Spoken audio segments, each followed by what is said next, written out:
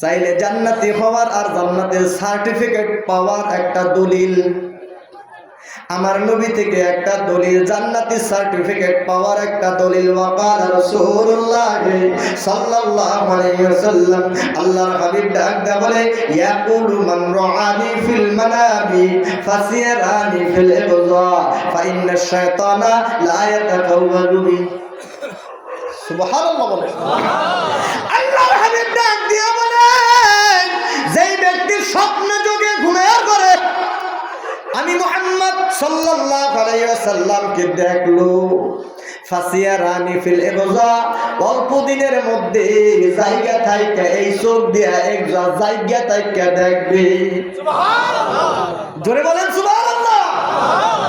তাইলে নবীজি স্বপ্ন যোগে দেখলে নবীকে জায়গা থাইকা দেখা যায়। আপনার নবীজি আমার হাজির এবং নাজির বলার দরকার করে কি? যাকে জায়গা থাইকা দেখা যায় তিনি কে?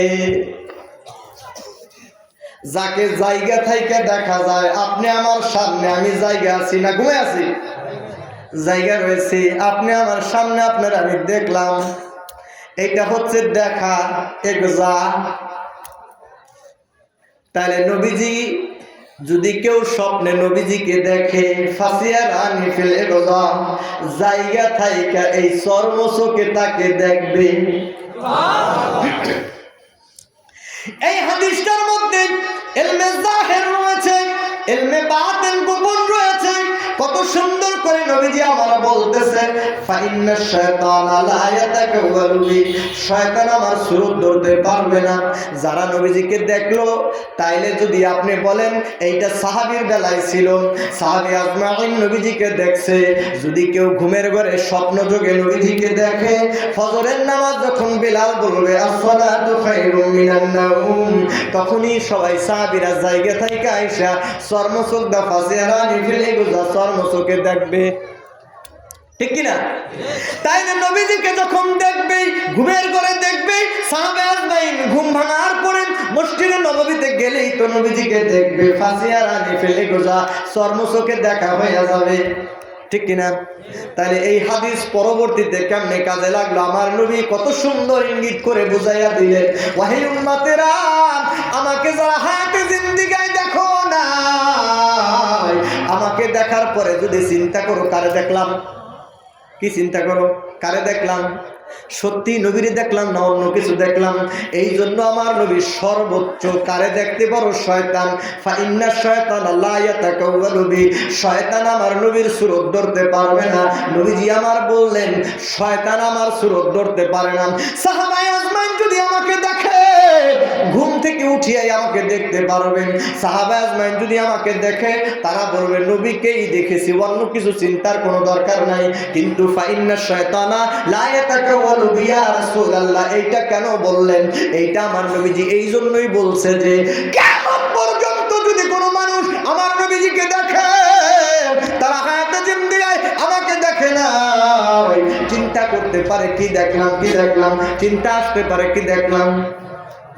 চিন্তা করতে করতে যদি ভেবেই নিত শয়তানরেই দেখলাম নাকি, নাউযুবিল্লাহ, আমার নবী আগেই সেরে দিয়েছে, যারা আমাকে হায়াতে জিন্দেগায় দেখো নাই, তারাও যদি আমাকে দেখো, কি দেখলা, কি দেখলা জানোনি? ফা ইন্না শায়তানা লা ইয়াতাকাওয়ালু বি, শয়তান আমার সুরত ধরতে পারবে না। ফাকাদের আল হক, সত্য সত্যই আমাকে দেখেছো, সুবহানাল্লাহ, সত্য সত্যই আমাকে দেখলা। ফাসিয়ারানি ফিল ইগজাম, জায়গা থাইকা দেখবা। ফাকাদের আল হক, সত্য সত্যই দেখছো, আমি নবীকেই দেখছো।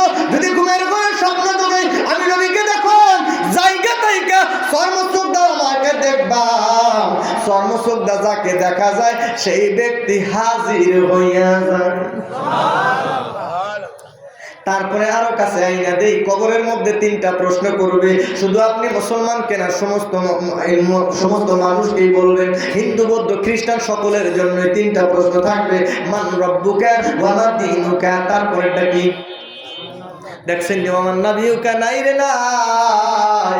মান হাযা, আরে খারিজিদের কপাল খারাপ, নবীজির হাযা, হাজারের সিগাটাকে কাইটা দিয়া ওমান নাবিয়ুকা পড়াইলে কিন্তু প্রত্যেকটা ইমানদারের সামনে আল্লাহর হাবিবকে হাজির করে বলা হবে। মিশকাতুল মাসাইবির মধ্যে আলিম ক্লাসের মধ্যে পড়ানো হইতো, আল্লাহর হাবিবকে প্রত্যেকটা মুসলমানের সামনে বলবে মান হাযার রাসূলুল্লাহি বুইসতু ফীকুম, তোমাদের মাঝে যেই ব্যক্তি নবী হয়ে গিয়েছিল দেখো তো দেখো, চেননি চেননি চেননি। যারা নবীর পাগল ছিল তারা দেখার সঙ্গে সঙ্গে বলবে হাযা মুহাম্মাদুর রাসূলুল্লাহ, চিনি গো চিনি, তিনি আমাদের প্রাণের নবী, চিনি গো চিনি, তিনি হলো 18,000 মতান্তরে 80,000 মাখলুকের নবী, চিনি গো চিনি, তিনি হলো আল্লাহর প্যারা বন্ধু মুহাম্মাদুর রাসূলুল্লাহ। আপনার কপালে কেন লাগলো না? আপনার কপালে কেন লাগতেছে না? আপনি দুরূদ শরীফ পড়তে পড়তে ঘুমাইয়া যান, 10 লতিফার হক আদায় করে ঘুমাইয়া যান, পীরের কাছে বায়াত হইলেন, কোনো সবকের কাজ নাই, বিড়ি টানেন আর চার দোকানে বসে বসে চা খান, আপনি নবীর দেখা পাইয়া যাবেন। আপনি তো তরিকতার কলঙ্ক মিয়া, ঠিক কিনা? আপনার মতো মুরিদের কারণে পীরের বদনাম হয়, আপনার জন্য তরিকতের বদনাম হয়।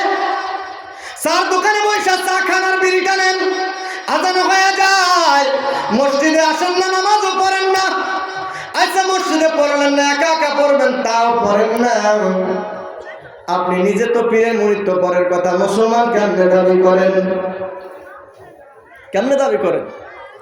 আপনাকে তো তরিকত এইটা শিক্ষা দেয় নাই, তরিকত আপনাকে শিক্ষা দিছে বিল উদুহি ওয়াল আসর বুকরাতা ওয়া আসিলা, সকাল এবং সন্ধ্যা 2টা সময় আমার আল্লাহর নামের জিকির করতে থাকো, লা ইলাহা ইল্লাল্লাহ, লা ইলাহা ইল্লাল্লাহ, সুবহানাল্লাহ, আলহামদুলিল্লাহ, লা ইলাহা ইল্লাল্লাহ, সুবহানাল্লাহ, আলহামদুলিল্লাহ, লা ইলাহা ইল্লাল্লাহ, সুবহানাল্লাহ, আলহামদুলিল্লাহ, লা ইলাহা ইল্লাল্লাহ, সুবহানাল্লাহ, আলহামদুলিল্লাহ, লা ইলাহা ইল্লাল্লাহ, সুবহানাল্লাহ, আলহামদুলিল্লাহ, লা ইলাহা ইল্লাল্লাহ, সুবহানাল্লাহ, আলহামদুলিল্লাহ, লা ইলাহা ইল্লাল্লাহ, লা ইলাহা ইল্লাল্লাহ, মুহাম্মাদুর রাসূলুল্লাহ সাল্লাল্লাহু আলাইহি ওয়াসাল্লাম। তরিকত আপনাকে শিক্ষা দিচ্ছে কলব লতিফা, রুহ লতিফা, সের লতিফা, কফি লতিফা, আকল লতিফা, নামিদ নফস লতিফা। বাবার নামের মধ্যে 4টা কার্যক্রম, একটা হচ্ছে নফসে মুতমাইন্না, নফসে লাওয়ামা, নফসে মুলহিমা, নফসে মুতমাইন্না, নফসে আম্মারা। 4টা নফস মানুষের মধ্যে কার্যক্রম করে। বাতাস, খাক বাত, আগুন, পানি, মাটি, বাতাস দিয়া রব্বুল আলামিন 4টা পদার্থ দিয়ে আপনার সারা শরীরের মধ্যে এই 4টা নফসকে বানাইয়া দিল।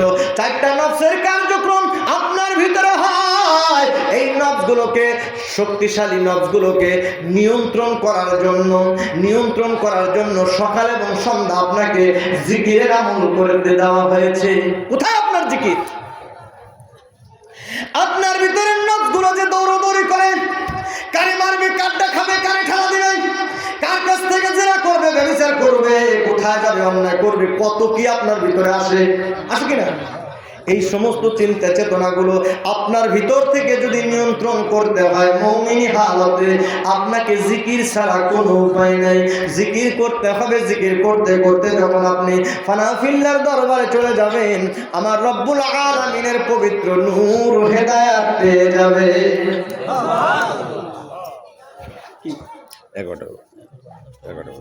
শেষ করে দেবো। মাহফিল বেশি রাত করে ওয়াজ করলে কি লাভ? ওয়াজ করলে তো সারা রাত ওয়াজ করা হবে, ঠিক কিনা? আর ওয়াজ করলাম, আমল করলেন না, কাজে লাগবে? কাজে লাগবে না। তবে সর্বোপরি কথা হচ্ছে, যেই জায়গায় থাকেন, যেই স্তরে থাকেন, যাই করেন, মনে রাখেন যে এই দেহটাই নিঃশ্বাস চলে গেছে, আর আসতেছেন আপনি লাশ। ঠিক কিনা? এই দেহটাই মাটির নিচে শুয়ে থাকবে। পোকাগুলা 2 দিন 5 দিন যাওয়ার পরে পেটটা ফাইটে যাবে। পোকাগুলা আপনার গায়ের মধ্যে, কোন পোকাগুলা? যেগুলোকে বৈজ্ঞানিক ভাষায় ব্যাকটেরিয়া বলা হয়। প্রত্যেকটা মানুষের ভিতরে ব্যাকটেরিয়া আছে, থাকুক রাস্তায় থাকুক, যে হেরে মনে তা গায়ে আসবে ইনশাআল্লাহ। প্রত্যেকটা মানুষের ভিতরে কি আছে? ব্যাকটেরিয়া আছে, মানে পোক আছে। এই ব্যাকটেরিয়া যদি 0.0 পয়েন্ট হয়ে যায়, মানুষ সাথে সাথে মারা যাবে। তার মানে আপনার ভিতরে যে ব্যাকটেরিয়াগুলো আছে সেগুলো আপনি ইন্তেকালের পরে তাজা হয়ে যাবে, এমন তাজা হইব, বড় বড় হয়ে যাবে, আপনার এই কিটি কিটি কিটি কিটি করে খেয়ে ফেলবে। পেটটা ফাইটা যাবে, পোকাগুলা কামড়াইতে থাকবে আপনাকে, কামড়াইতে কামড়াইতে নাক মুখ দিয়ে কঙ্কাল পরে থাকবে, আপনাকে খেয়ে ফেলবে, কিচ্ছু করতে পারবেন না। আপনি কিচ্ছু করতে পারবেন না। সেই তো মানুষ, সেই মানুষ আপনি আর আমি। 3 দিনের মধ্যে কাম শেষ। 3 দিনের মধ্যে লক্ষ লক্ষ কোটি কোটি পোকা আপনাকে খেতে থাকবে। পায়খানার মধ্যে পোকা দেখেন না? খোলা পায়খানার মধ্যে কিছু পোকা আছে না?